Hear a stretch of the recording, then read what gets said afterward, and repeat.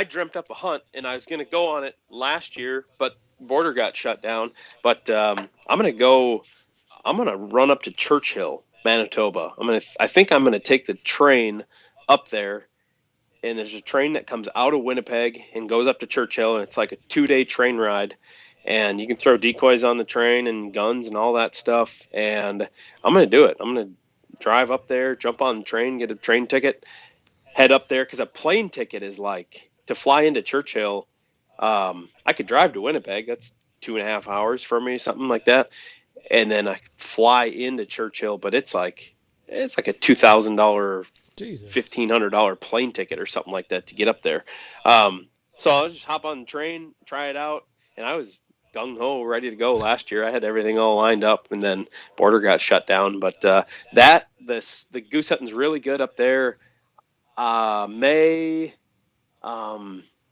it's like around the 20th or something like that. There's a few days where it's the skies are about black with them coming through, and I don't know how much decoying there is to do. It's just probably glorified pass shooting with some decoys in front of you or whatever. But that's I think way the fuck up there. Okay, I'm looking at it on a map. I'm gonna be the devil's. I'm gonna be the devil's advocate here. I got a buddy of mine that's been there a few times. Churchill. Yeah.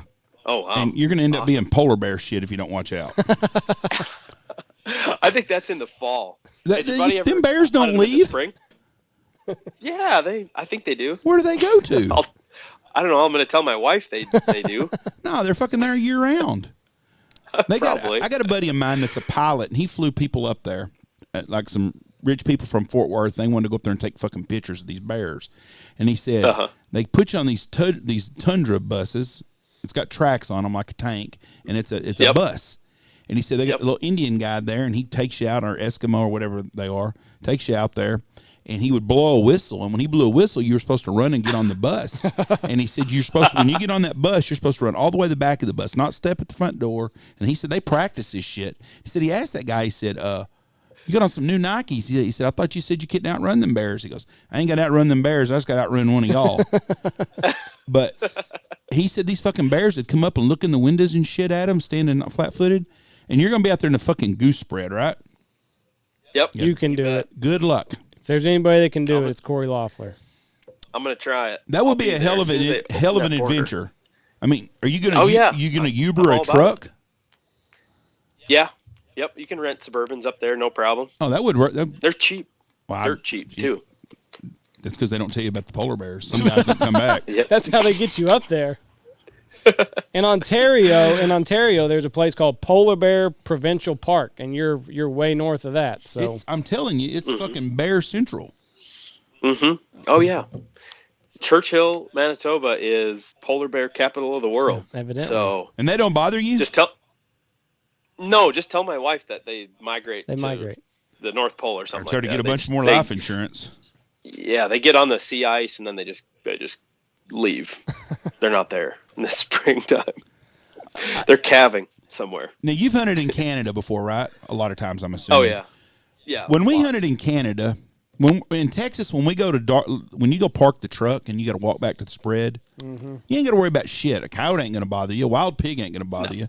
But when we were in Canada and I parked the truck, I was worried about fucking bears, get trampled by a fucking moose, a wolf. Nope. Now, Churchill, I'm worried about a damn polar bear. Yeah. The apex polar bear. If they see something moving, they view it as food. My fat ass is going to look like a ham. Roasted turkey. No just sitting there waiting on them. Well, I hope you chronicle black bears, this. Moose, that's no big deal. But I hope you chronicle this because that would be a hell of an adventure. I've never heard anybody hunting up there, and I'm sure there are a lot of people that do it. I just didn't know nothing about it. But I've got one friend that his parents own like an outfitter service up there, and that one's way too much money for me. But I've talked to a few people that have hunted up there, so I think I got it. It's not a novel thing, Jeff. People do it all the time. It'll be fine. I'm sure they are. Good luck to you. The train ride sounds really cool, though. He's got a gun. Yeah. He's got a gun. You ain't gonna do it, but piss a polar bear off. You never know, Jeff. It's like you just got to slap that fucker right in the nose, and away he goes. We had a client of ours that shot one with a bow back in the 70s or something this year, and he was telling me about it. I'm thinking, You got a set of nuts on you, dude. I mean, to sit in a fucking igloo, and basically you're the bait. They smell you and they come up, and then you shoot with a bow. Fuck that.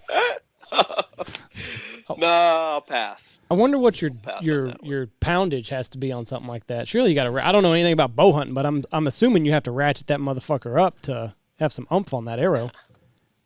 And probably get a pass through on a polar bear's 70-pound bow. I think wouldn't be too bad. Yeah, but if you miss the mark by just a little bit.